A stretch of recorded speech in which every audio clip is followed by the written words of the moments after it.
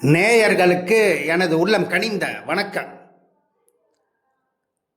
Sir, ஒரு சிலர்லாம் அவனுக்கு என்னடா சுக்கிரதசை அடிக்குதுன்னுவாங்க. ஏன்னு கேட்டிங்கன்னா, அந்த சுக்கிரதசை 20 வருட காலம் சார் ஆட்சி செய்யும் சார். அந்த சுக்கிரதசை காலம், அந்த சுக்கிரன் மட்டும் ஒரு ஜாதக கட்டத்தில் லக்னத்திலிருந்து 11ஆம் இடத்தில் சுக்கிரன் அப்பழுக்கு இல்லாமல் அழகாக அமர்ந்ததுன்னு வைங்க. இவர்களுக்கெல்லாம் அந்த சுக்கிரதசை வரும் காலங்களில் மிகப்பெரிய ராஜயோகத்தை கொடுத்துரும் சார். சுக்கிரன் என்ன சார் கொடுப்பாரு?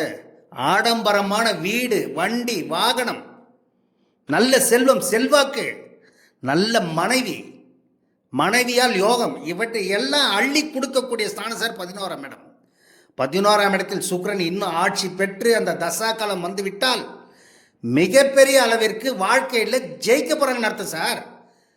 எனவே நேயர்களே, உங்கள் ஜாதக கட்டத்தில் சுக்கிரன் 11ஆம் இடத்துல இருக்கா பாருங்க. லக்னத்திலிருந்து 11ஆம் இடம் என்பது லாபஸ்தானம் மட்டுமல்ல, உங்களுடைய அபிலாஷைகள், எண்ணங்கள், செயல்கள் எல்லாவற்றையும் ஈடேற்றக்கூடிய ஸ்தானம், வெற்றி அடையக்கூடிய ஸ்தானம் சார் 11ஆம் இடம்.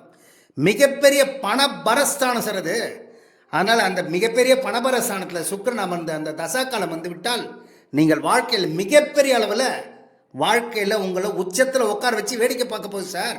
எனவே நேயர்களே, உங்கள் ஜாதக கட்டத்தை செக் பண்ணிக்கிங்க. அப்படி செக் பண்ண தெரியவில்லை என்றால் இந்த தரணி ரமேஷ் ராஜை தொடர்பு கொள்ளுங்கள். உங்கள் சந்தேகங்கள் அனைத்தையும் நிச்சயம் நிறைவேற்றி வைப்பார் என்று கூறி விடைபெறுகிறேன். நன்றி, வணக்கம். மேலும் நேயர்களே, இந்த சேனலை பார்த்து விட்டு சப்ஸ்கிரைப் பண்ணுங்கள், பெல் பட்டனையும் ப்ரெஸ் பண்ணி ஆல் பட்டனையும் ப்ரெஸ் பண்ணுங்கள். அப்பொழுதுதான் நான் போடும் வீடியோ உங்களுக்கு உடனுக்குடன் வந்தடையும் என்று கூறி விடைபெறுகிறேன். நன்றி, வணக்கம்.